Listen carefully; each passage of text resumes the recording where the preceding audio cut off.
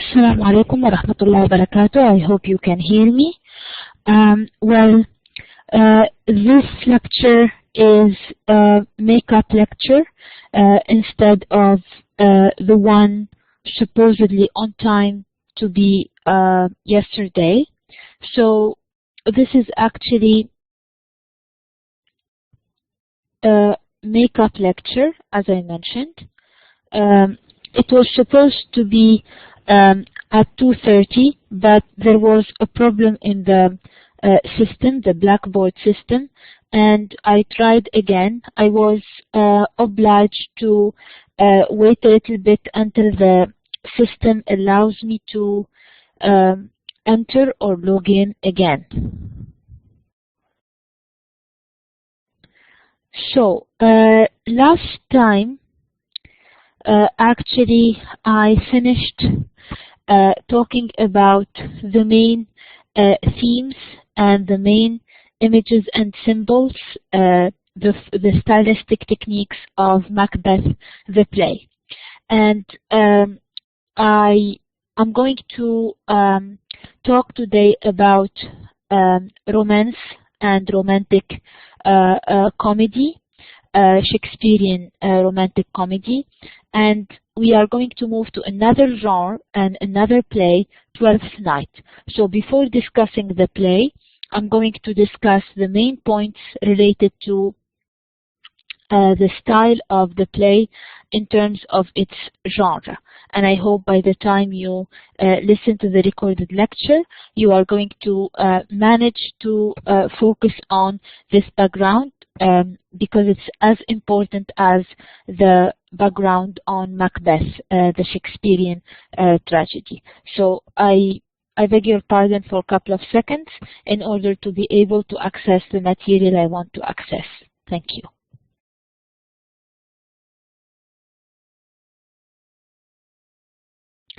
So let's, as I mentioned, start defining Shakespearean comedy, and before that, I'll talk about comedy in general, depending on the Greek culture and the Greek tradition. So Shakespeare actually was given his education familiar with classical texts. By classical we mean Greek and Latin texts, namely comedy. Greek comedy is the most classic and oldest comedy. It started with Aristophanes, and it was actually satirical. It includes satire, extreme sense of humor, and the extreme sense of humor that it has had purpose, which is of criticism. And also Greek or Old Comedy was political in nature. It focused on sort of serious matters. The New Comedy, the Greek New Comedy, started with Menander, and it involved romance, youth outwitting old age, seduction, etc. So you can notice that the Greek Old Comedy is completely different from the Greek New Comedy. Greek Old Comedy started with Aristophanes, as I mentioned, and it was satirical and political in nature. The one by Menander, Menander and Aristophanes are names for comedy writers or playwrights. The New Comedy by Menander involved seduction, and it showed romance, young people outwitting old age, etc. So Menander's plays have survived only in fragments, and Shakespeare was inspired and influenced by Menander, but he knew only a short version of his work, and they were coming from Latin adaptations of the Roman poet Terence. So we want to show here that Shakespeare didn't have access to Menander original texts. He had only a glimpse to his texts, fragments of his text, Latin adaptations of the Roman poet Terence. So the Latin comedies of both Terence and Plautus, a Roman poet, were studied in Elizabethan schools. And we mentioned that Shakespeare had education in in Elizabethan schools. He learned about characters and about these texts. And from Terence and Plautus, Shakespeare learned how to organize a plot, and all his plots are based on a 5-act structure. And they speak about a situation with tensions or implicit conflict in the exposition, implicit conflict developing in the rising action, conflict reaching its height frequently leading to an impasse. It means a situation that seems to have no solution, the turning point. Things begin slowly to clear up, the following action, and problem is resolved and knots are untied. This is in the conclusion. Thus, the action we are talking about in the comedy traces a movement from conflict to resolution, from some sort of like figurative bondage. It's like a tie, a knot, to freedom, despite all obstacles, complications, discoveries, and revelations. And usually 90% to 95% of the time, comedies end with celebration and unity. And this stage, this final stage, includes expulsion or elimination of all obstacles, even if they are characters. And this structure was kept to a great extent as it is in Shakespeare's comedies, although there were some differences. So we are going to name some of these differences, namely how in Shakespeare's comedies we have a random adventure of a hero in a relatively formless way. So we have like a hero engaging in many adventures, and they are not related in like episodic ordered structure. There are backward and forwards, etc. So this is considered sort of a non-dramatic model of the story. And also the episodic structure of the early comedy, the Renaissance comedy, recalls some of the Greek and Roman, but with Shakespeare we have certain changes. The element that also Shakespeare learned from Plautus and Terence was the use of certain stock characters. It means a character representing a type, young female in love, a playful protagonist, male protagonist, etc. So they are block figures. They provide also certain obstacle, and they need to overcome it. Other stock characters also include the soldier, the parasite clown, the outlaw, the clever servant, and in both Shakespearean and classical, means Roman and Greek comedies, the hero and heroine may have socially inferior helpers. So the hero and the heroine's supporters are frequently a clown, a fool, a jester, etc. Now, let's talk about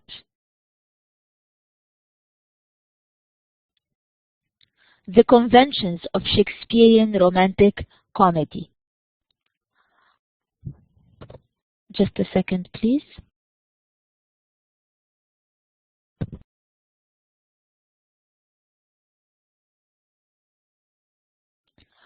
So, I was saying that we'll talk about the conventions of Shakespearean romantic comedy. The conventions will help you a lot when understood to understand literary works belonging to a particular genre. Of course, when you understand the conventions of Shakespearean romantic comedy, you will certainly understand the particular romantic comedy we are going to study, and it will help you also categorize the comedy and identify its common features. Of course, when we talk about conventions, we talk about certain expectations, shared characteristics. When you read the comedy and you know the conventions, you are expecting from the text to respect these guidelines.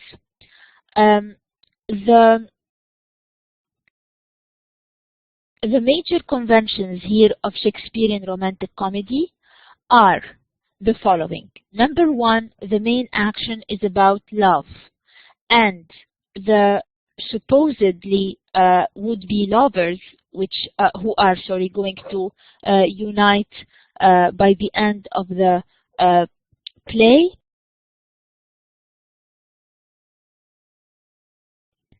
are also trying to overcome, and they have to overcome any obstacles and misunderstandings before being united in certain harmonious union. And also the ending involves a sort of parade of couples to festive mood, actual celebration. There you are going to find many feasts, many dances, many songs, as in Twelfth Night. And also these romantic comedies should include 4 couples.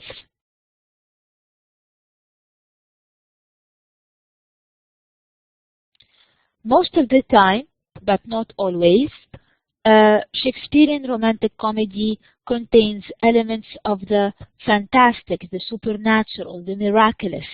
There are unbelievable coincidences, improbable scenes, lack of recognition, disregard of social order, like nobles marrying commoners, beggars changing into lords. There are also enchanted or idealized settings. You are going to find fairies, witches, and of course the happy ending. It's also brought about at times through the supernatural, the divine intervention. And in the best of the mature comedies, there is a philosophical aspect. It has reference to themes like identity, importance of love in a human existence, the power of language and communication, as well as the important power of poetry and art. So these were the most important characteristics of Shakespearean romantic comedy.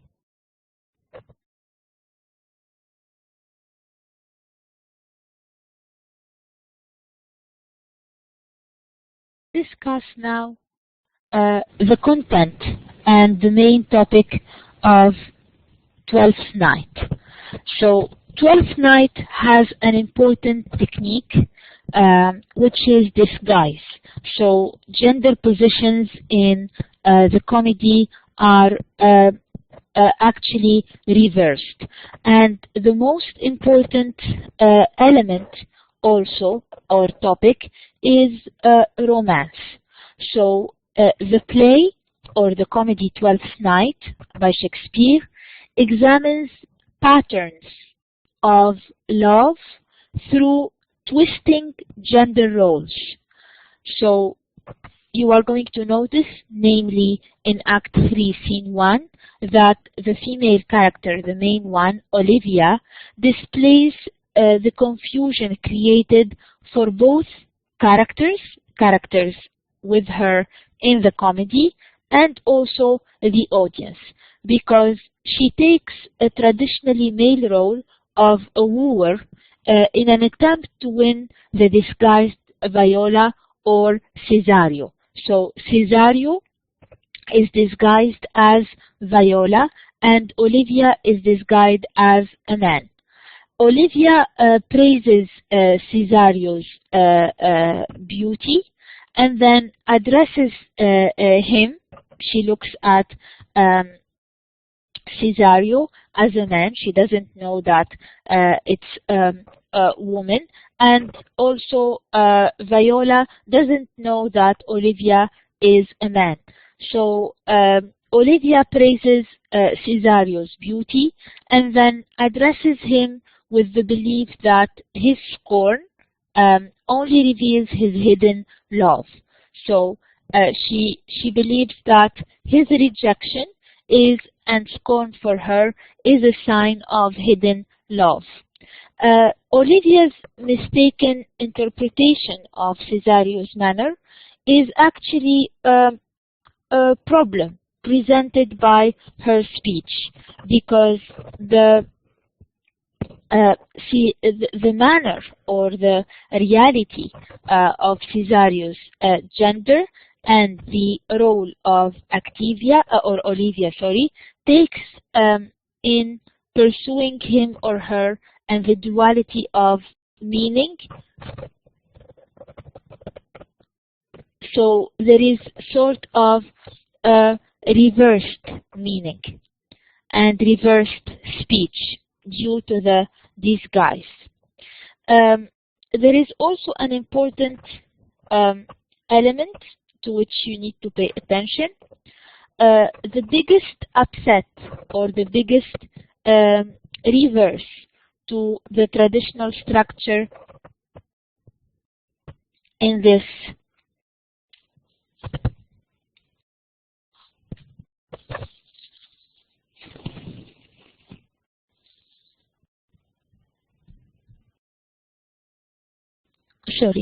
So the idea was that the most important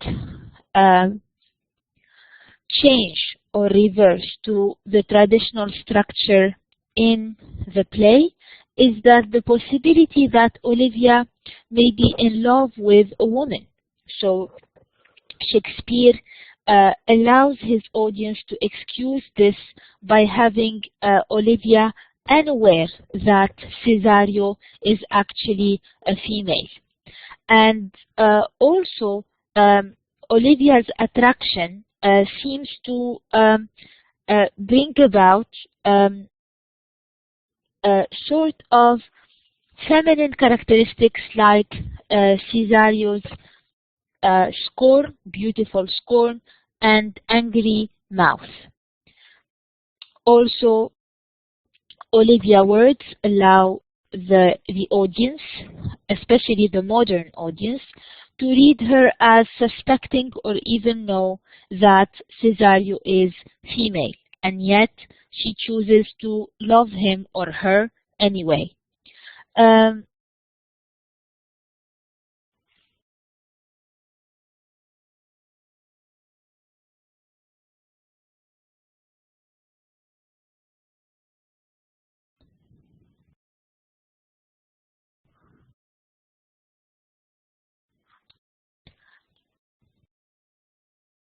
The comparison also of love in the play is tempting the reader's mind to wonder whether Olivia is guilty about her love for such female attributes, and Olivia's oath on maidenhood also tempts the reader towards a certain reading of the play. When Olivia declares that not even wit nor reason can hide her passion, she suggests that she would even love Cesario even if it were against logic. Um, and there is unacceptability, of course. It's unacceptable, of course, to promote for same-gender romance in Shakespeare's time. There is a hint toward this reading, um, and probably without intention, but the situation of a woman wooing another woman presents a satirical and comical picture for the audience, and perhaps more in the Elizabethan era, with two male actors wooing each other as women. So it's problematic whether we consider them both men or both women.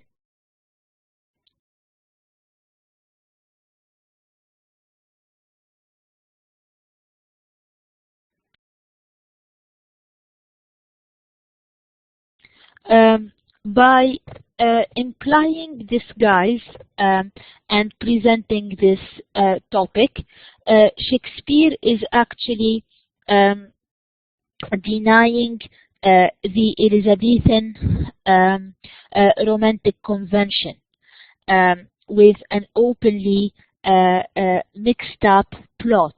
It's a challenging plot. And Shakespeare also upset the norm by having Olivia acting as a man, and this role reversal is not hidden when Olivia says "I woo" as she addresses Cesario. Um, Another important um, feature throughout the rest of the play is actually uh, Olivia's swearing by everything that her passion cannot be restrained despite Cesario's resistance. And she follows a certain formula and to reach her sort of purpose or goal.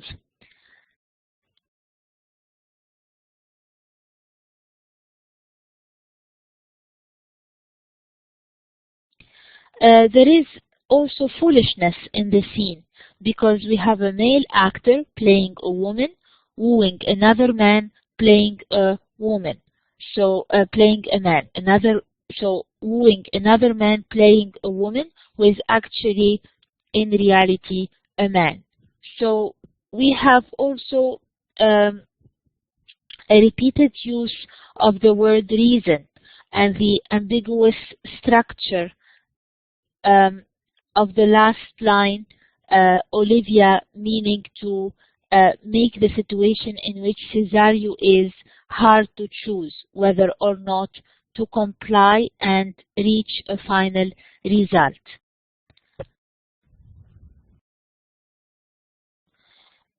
The gender switching is also serving to emphasize the idea of impossibility of love within the structure as such, because we need two different genders for this relationship to be performed.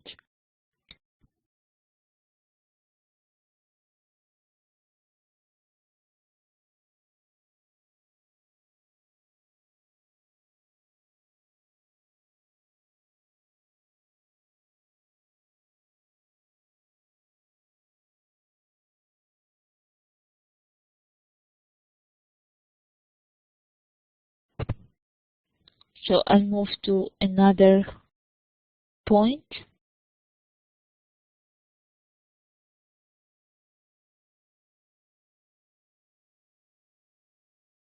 Okay, I guess so far, because I have another course at 3:30, so I'll stop here and by meeting you, inshallah, tomorrow in our usual time. I will continue, and I hope that by then you would have heard or listened to the lecture in case you have questions. So thank you, and see you tomorrow.